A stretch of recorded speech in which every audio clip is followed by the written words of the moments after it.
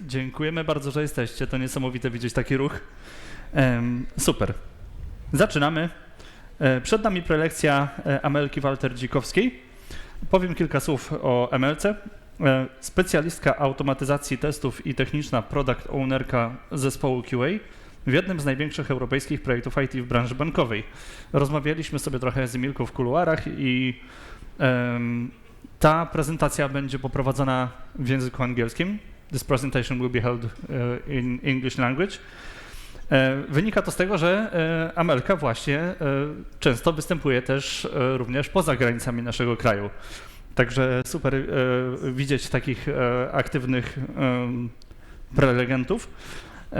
No, wynika to też z tego, że jest twórczynią materiałów o branży IT w mediach społecznościowych, także bardzo śmiało się eksponuje w mediach i robi to dobrze. Interesuje się psychologią i językami obcymi oraz komunikacją zdalną w środowisku międzynarodowym. Także poprosimy teraz o brawa dla Amelki i oddajemy głos. So we'll switch to English. During my first edition of this conference, the room was not that full. There were only a few people. Last year there were a lot of people, but I was a little late because I couldn't find the room. But today there are a lot of you. I'm on time, so third time we nailed it. And I would like to start from a statement. Working in the IT and industry is difficult. It's hard. But nothing compares in difficulty to one thing: explaining what you do to your grandma. Has any one of you tried it before?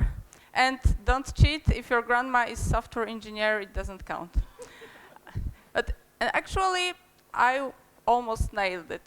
I was almost close to being able to explain that clearly. I carefully designed, tested this explanation. It took me several iterations, and I was so close to explaining what a tester or a QA does. And then one day, my boss came to me and said, "Would you like to switch positions to technical product owner? Get out of here." Like, QA was difficult enough. How am I supposed to explain that? I'm sure what my family will say, this remote work is just made up, those names are made up, it's not a real job, I'm sure it's fake, it sounds strange. So if you have some recipe to explaining what a product owner does in a clear way, please reach me later. And in the past, I worked in many projects as a tester, automation tester, QA, and those projects were really various, but they were usually a bit small. So we have something like either one tested system or just 2 or 3 connected ones. Let's say we have a cross-functional Scrum team, and we would have like a versatile QA in the Scrum team. Currently, I'm in a big project where we have many connected systems, very complex architecture. And we have many teams, several hundred people. And first I was a QA, but then I moved to this PO position, PO of a QA team. And I would like to show you what the difference is between working in such a standard project and such a big one. So first I will tell you a few words about the project, about project management, how actually you manage such a big one, the team, what challenges we face, specific challenges, and what lessons I learned when I moved to this project. Disclaimer, this is a case study, but due to NDA, I cannot give too many details on the project. I cannot show you, for example, the exact architectural graphs, but I carefully crafted some examples, some of them using AI, that will be helpful in explaining the concepts, so we'll be safe to discover those concepts. And first, the project. And we have a banking industry. And what does come to your mind when you think about being a tester in a bank? Sorry? Yeah, security. So we have a highly regulated industry, right? Yeah, there is a risk. Yeah, legacy. Great. So great connotations.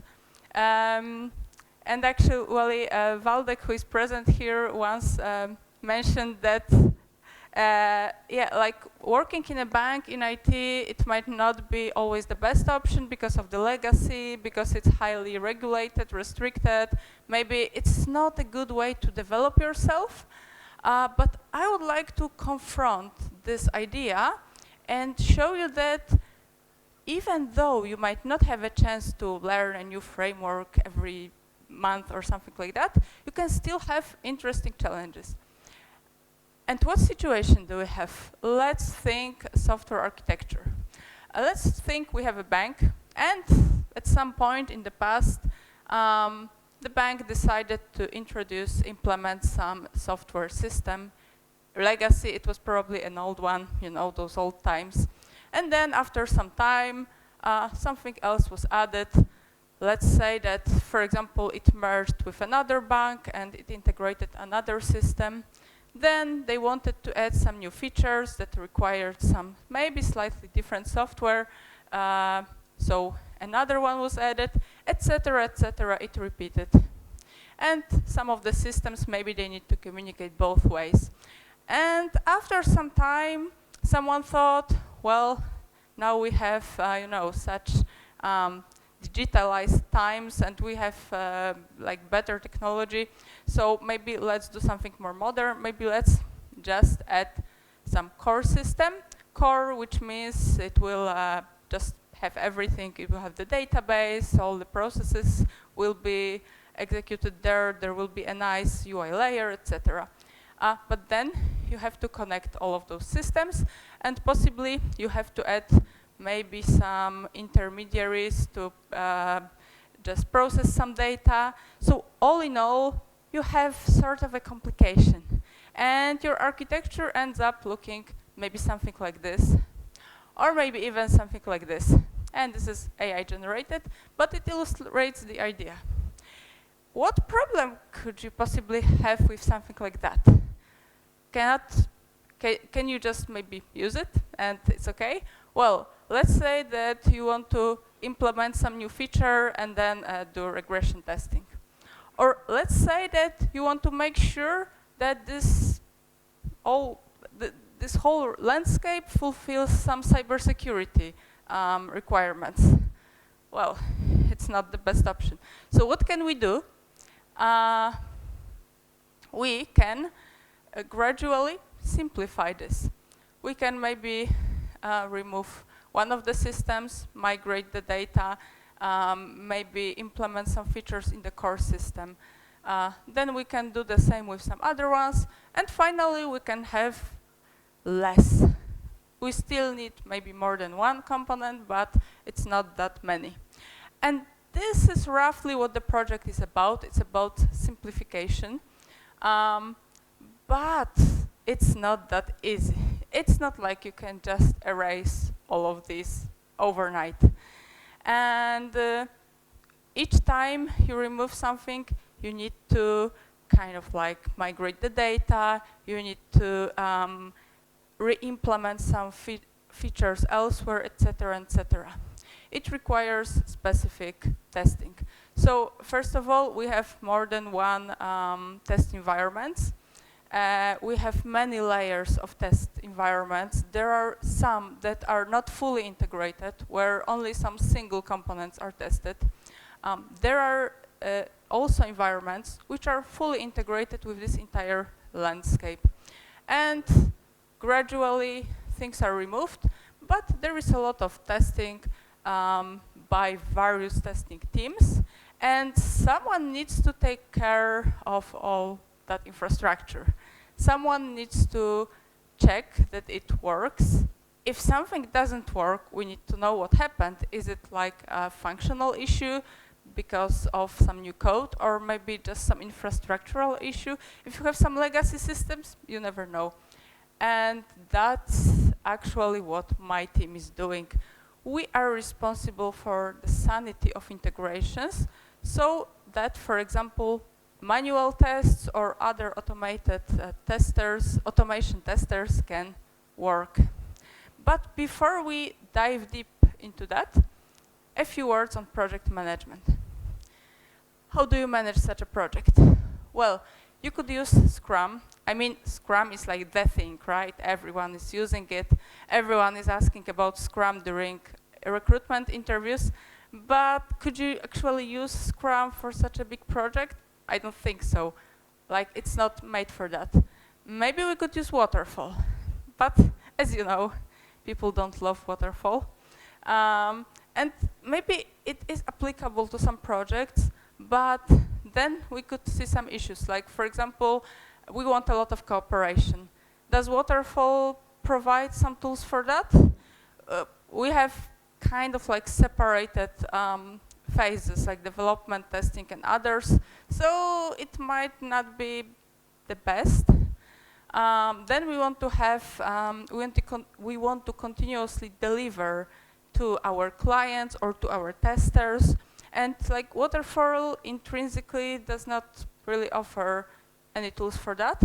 And then like we would like to have this DevOps mindset, so this is also something more modern, and maybe we think that maybe we could combine it, but it wouldn't be perfect. So no Waterfall. What do? Well, we want to be agile. So if we combine agile with large projects, we can scale agile. We have various scaled agile frameworks. And one of them is, I will surprise you now, it's called Scaled Agile Framework. But the abbreviation is SAFe. Has any one of you ever worked with SAFe? Hands up. Okay, a few people. Can any one of you actually explain, does any one of you actually fully understand what SAFe is about? Like you could come here and just explain it. No one is raising their hands. I've noticed that the issue with SAFe is that people work in teams, they are team members in SAFe, and they seem not to have any idea what is going on.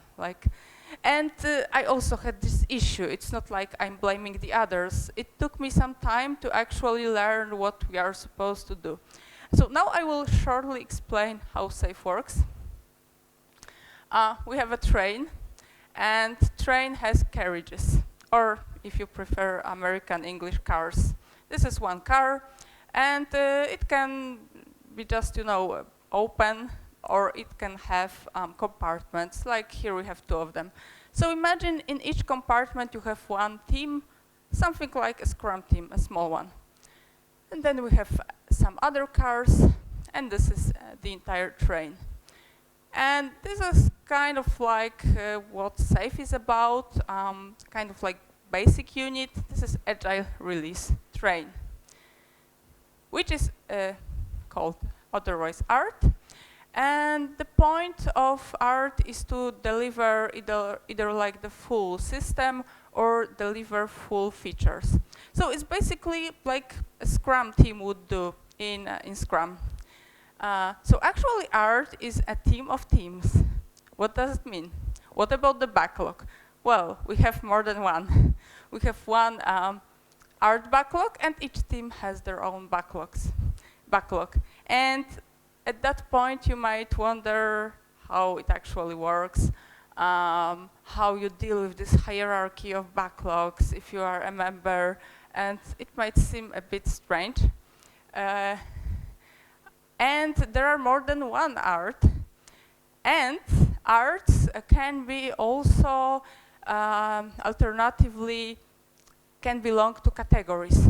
So for example, in a bank we could have business arts, and we could have technical arts. The technical one would be focused on, for example, infrastructure, architecture, and things like that. The business ones more on implementing business features. This is a little like that in our project. And then you have teams. each team has a PO and a Scrum Master. And now you can understand why there are technical POs. Because if you have a technical art, a technical team, like a team fully responsible for testing or for architecture, this PO won't be a standard PO like a business one in normal Scrum team.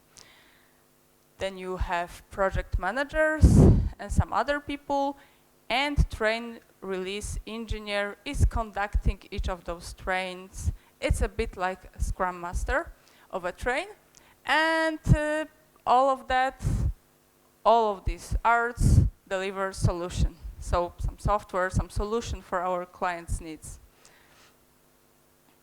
And this is a screenshot of SAFE from their page. So now you can see why looking at this and not knowing anything about SAFE, it might not be that easy to understand. And SAFE offers many tools like Lean Agile Mindset, there is DevOps here, like there are some Kanban, so you can really use all of that.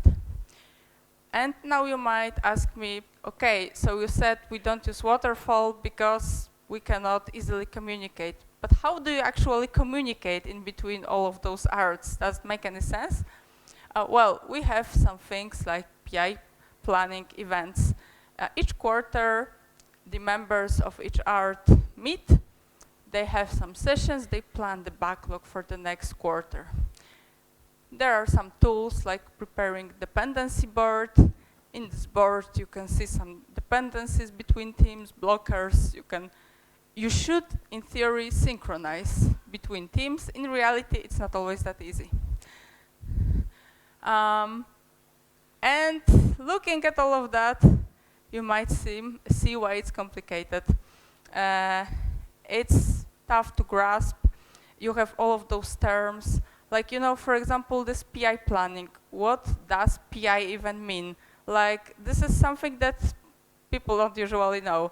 It's like you arrive at a new company, and you know this phenomenon that if you don't ask about some term in your first week, then it's awkward to ask because you've been there for too long and you work there another 10 years and you never ask.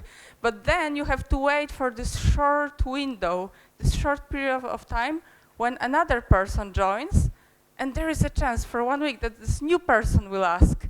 And then it's like, hey, what is PI? It means planning interval. Okay, thanks. And then you're like, well, thanks. I've been in this company for 3 years, but I had never courage to ask. So the problem is lack of understanding. But in general, people complain about SAFE quite often. When I say that I work in SAFE, I usually hear things like, I'm sorry for you, my condolences, or I used to work in SAFE and these were the worst 2 months of my life, then I quit. Why do people say that? Well, people give some arguments, like there are restrictions. Usually SAFE is implemented in corporations, in highly regulated industries, so you do have some restrictions. And people say, well, isn't it waterfall in disguise? Then communicating in between that many teams is not always easy. No matter tools you have, you can have PI planning events, you can have many tea ceremonies like in Scrum, but still it's a challenge. And then procedures, again, highly regulated industries, so you will have procedures. So people say it's not agile enough.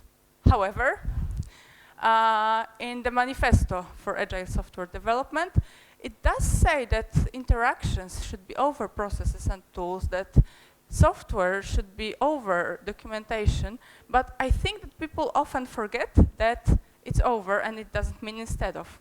And people would sometimes like to just ditch all the documentation and, yay, we are agile, we don't prepare any documentation. Well, it's not true. Those things like processes and documentation are still important.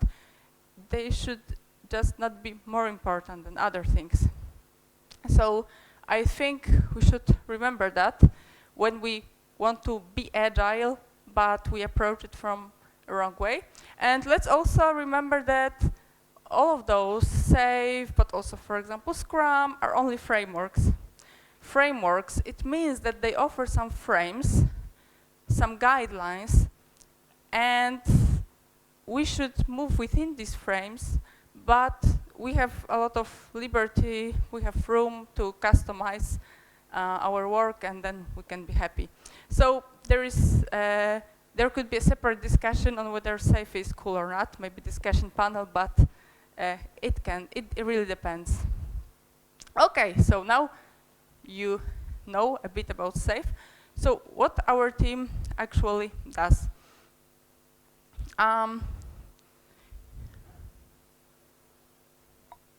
So the team is composed of product owner, you know that already. It should be a Scrum Master, but actually we have someone who is called Service Manager, and we have test automation engineers. Currently, all the members are automation engineers. In the future, maybe it will be expanded to other roles, but it's highly specialized team at the moment. And what does product owner do? Well, things like normal product owner would do. So owning the team's vision, backlog, being an interface, communication interface between the team and other teams in the art, in the entire company, and this is very important, especially that you have that many teams, so you need to have an efficient interface. Prioritizing the backlog, also representing the team during, for example, some meetings to synchronize with the entire art. And if you have a testing team, actually this role might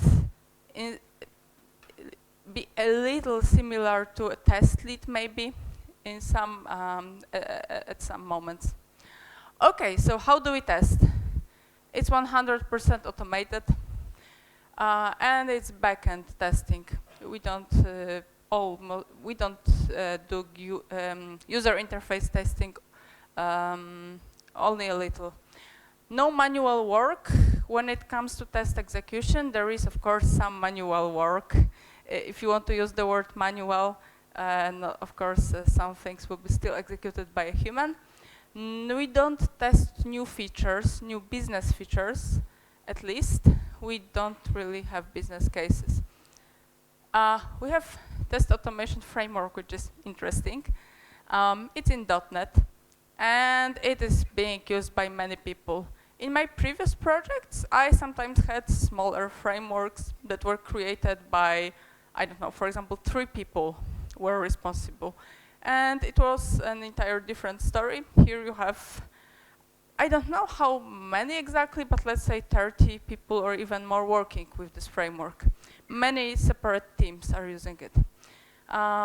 So what are the consequences? It's kind of complex. We have the entire solution with many projects.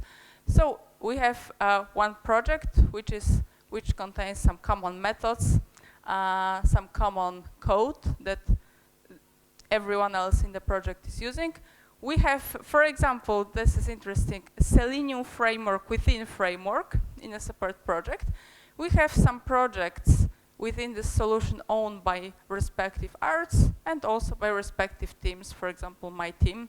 And then we reuse some of the common methods. If we need to automate, for example, user interface, we can use some methods from Selenium framework, and then we have also our own ones. Design patterns. There was a great lecture by Amelia a few minutes ago here in this room, and she did mention the patterns that we are also using. The most common pattern, page object, I think everyone knows that, and this is for the Selenium framework, but there are also some less known patterns, for example, the adapter. Actually, do you know this pattern, just out of curiosity? Like, okay, some people know it, but it's not that popular. So adapter would be used to connect to some, for example, legacy systems, to have this layer to adapt to various systems, various components.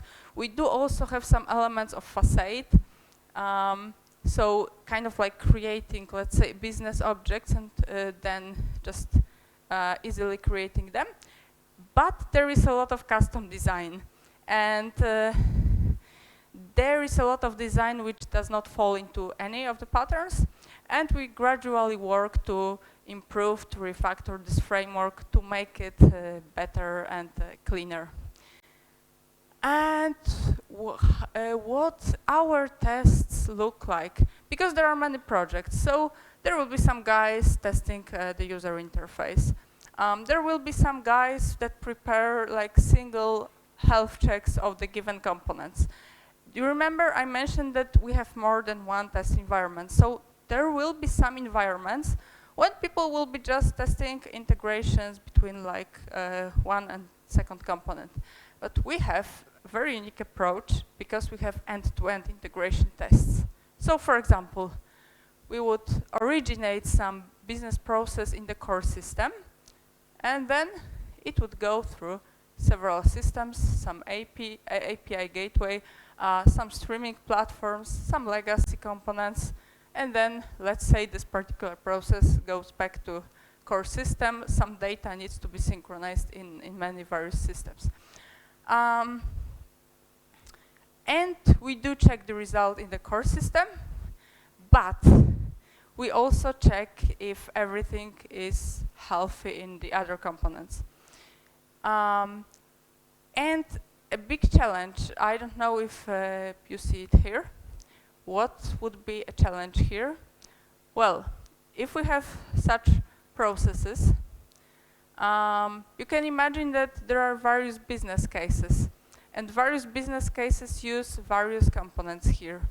So I think one of our biggest challenges is to know what business cases we have, and then to know the architecture and to map which components are used by which process. And then the goal would be to have as few tests as possible that would cover all of those components. And we do launch tests regularly. We execute sort of a monitoring. We have also some additional tools for that in sync with other teams. Okay, but what happens when a test fails? And why do you actually need a separate team for that? Well, sometimes it's straightforward. A test fails,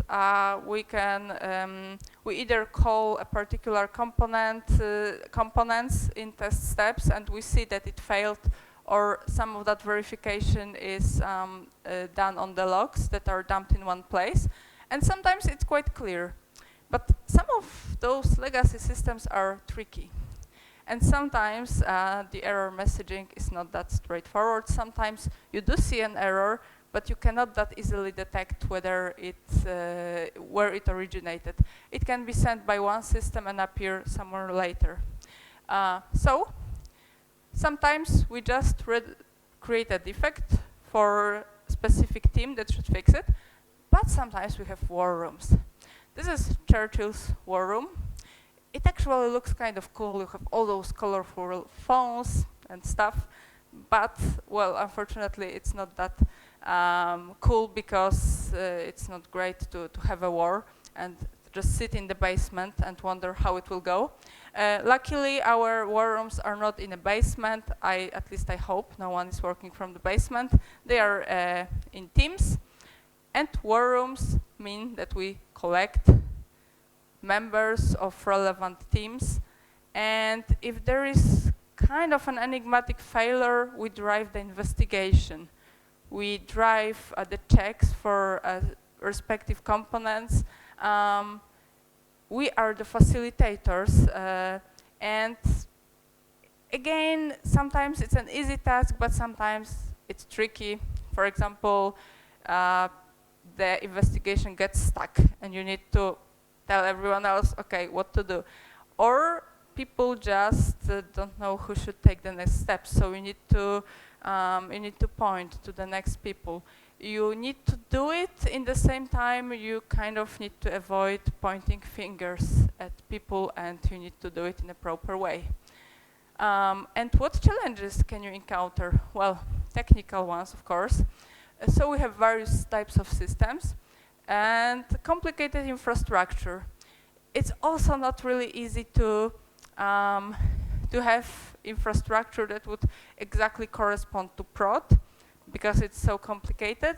And we often need to put a lot of effort into identifying what is an actual defect caused by new code, for example, and what is an infrastructural issue. And the stability. As you can imagine, the stability of some components, for example, legacy, is not the best. So we need to make up ways to use our great testing framework to actually test it successfully and to automate as much as we can without a lot of manual work, manual browsing through the logs.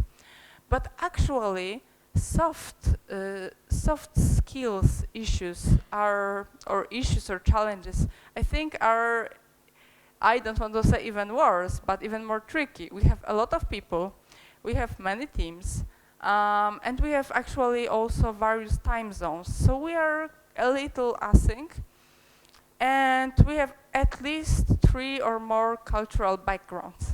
So we have this additional layer of difficulty in communication, where, well, it's another broad topic. I have actually a separate talk on this intercultural communication, which is really challenging. What remedies can we have? And I selected 3, which are really relevant to me.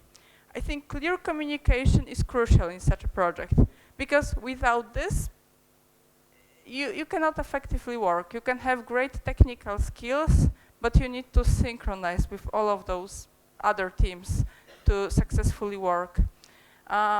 Virtual coffee breaks, and we have dispersed teams. We have people working remotely. Okay, I still have some time. No pressure. Yeah, and you need to remember to actually have some connection with these people, because you know, when you go to the office, it's easy. You just go, take a coffee, and you just gossip, or you talk about the project. You will learn all the news. But if you meet people in Teams or in Slack or whatever, you won't have that, unless you actually make an effort to do that. And you either can take a few minutes from stand-up, and I know it shouldn't be like this. Stand-up should be short, and I know everyone hates stand-ups which are too long, but maybe you can do it, or just have a coffee break meeting, you know, to get to know your team. And then documentation, and I'm talking about it again, because I think this is a huge issue, that when you don't have good documentation and well-maintained documentation in such complicated projects, you will fail. Like, this is a bottleneck. You want to automate some new test, but you don't have technical documentation, you won't move any forward. So currently we are also putting a lot of effort along with other teams to improve that aspect. Yeah, and none of this is really fully technical, but I think these are the bottlenecks. And like, if you solve this, then you can write great code and do everything else. Conclusion, what are differences if you compare working in Scrum to working in very big, you know, projects? Narrow focus. So we do have specialized teams, as I mentioned. You have separate teams of manual testers, you have various types of automation testers, and the project is big, so you cannot really know everything. You cannot have this complete knowledge. You have to focus on something because you won't manage. There are some teams or some arts which are fully technical, and this will give you an opportunity to really dive deep into that. You will work with architects, with DevOps guys, and you will get to know them. I have an impression that it was a bigger challenge in Scrum. Although it's counterintuitive, but I feel like, you know, sometimes you just have an architect who just sits there on the side. Here you have a tester. Like, you could theoretically communicate, but it's like, you know, 2 different worlds. If you are in a fully technical art, then you will just need to think technical and synchronized with all of those people. But on the other hand, you will be a little distance from the business. So this is some problem. And you need to, again, make some separate effort to learn about the business domain, to get in touch with these people. So there are pros and cons.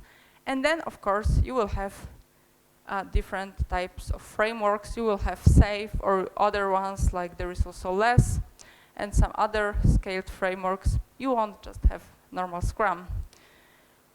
And now, maybe the most important part, lessons learned.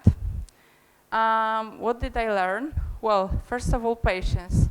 If you have a big project, highly regulated industry, you need to learn to be patient. Things often won't be happening quickly. You either need to wait for approvals, you need to wait for some analysis performed by other teams. You will have longer timelines, but you will also have an opportunity to gain a deeper knowledge on a topic. It's not like you are gonna just, write some software. It will take, 3 months, then release it, then the client will use it for 6 months, then they will say, I will ditch it.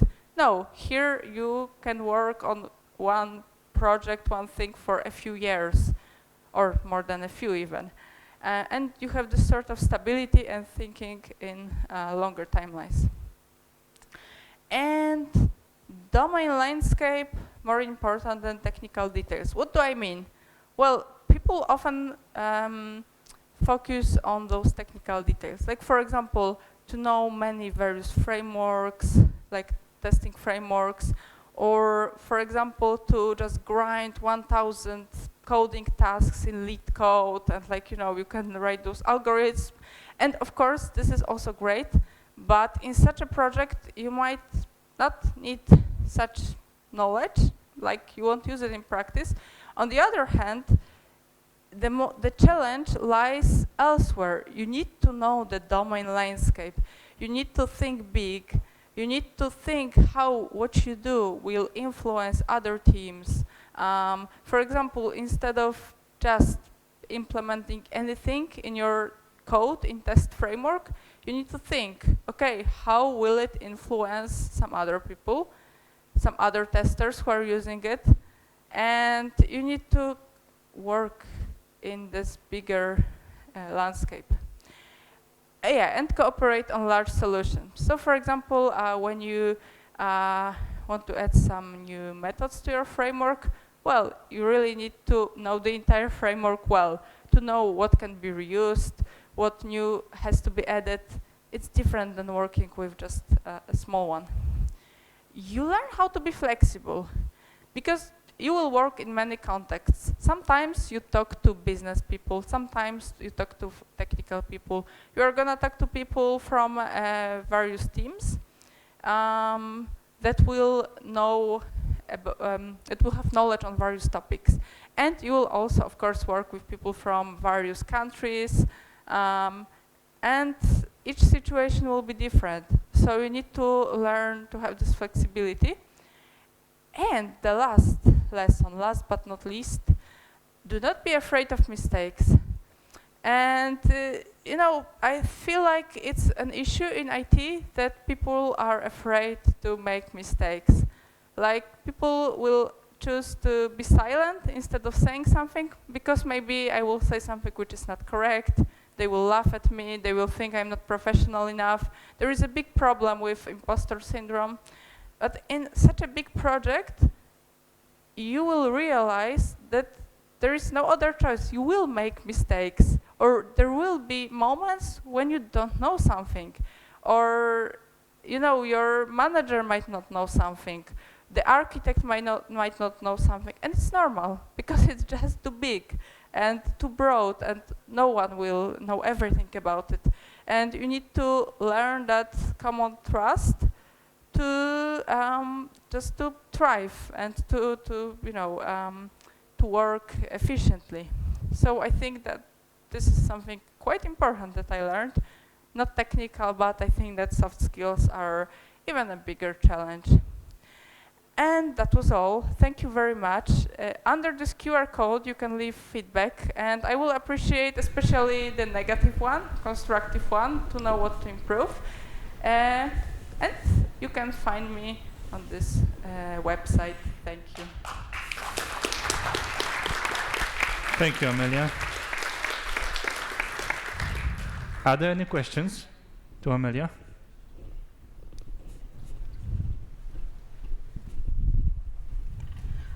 Thank you very much for the presentation. It was really interesting to learn something new. And my question is how such a framework, working in such a framework, impacts the delivery? You mean if you can deliver often? Yes, because it looks really complicated. All the communication between teams. If something new is come from the business, so how much time do we need to do this? So there are two things, because delivering to test environments is very frequent, and there are a lot of pipelines configured, sanity, smoke tests, health checks, etc. So everything is checked. But actual releases to production are not that frequent, because everything needs to be double checked, and so it's not that frequent. But also the goal is not to it's banking, right? So it's accepted that it doesn't have to happen every day. So releases themselves are more carefully prepared and not that frequent. Okay, thank you. Yeah, I got one question, because you said that your team is responsible for simplifying the stuff, right? The entire project is. The entire project. Okay, so because you said that you got a few automation testers, and so basically you're just covering the integration between layers, that's what your team is responsible for, or? Yeah, kind of. Okay, I mean I thought, okay, never mind then. Thank you. Okay, I thought there was a longer question. Okay. So thank you, everyone. Once again, applause for Amelia.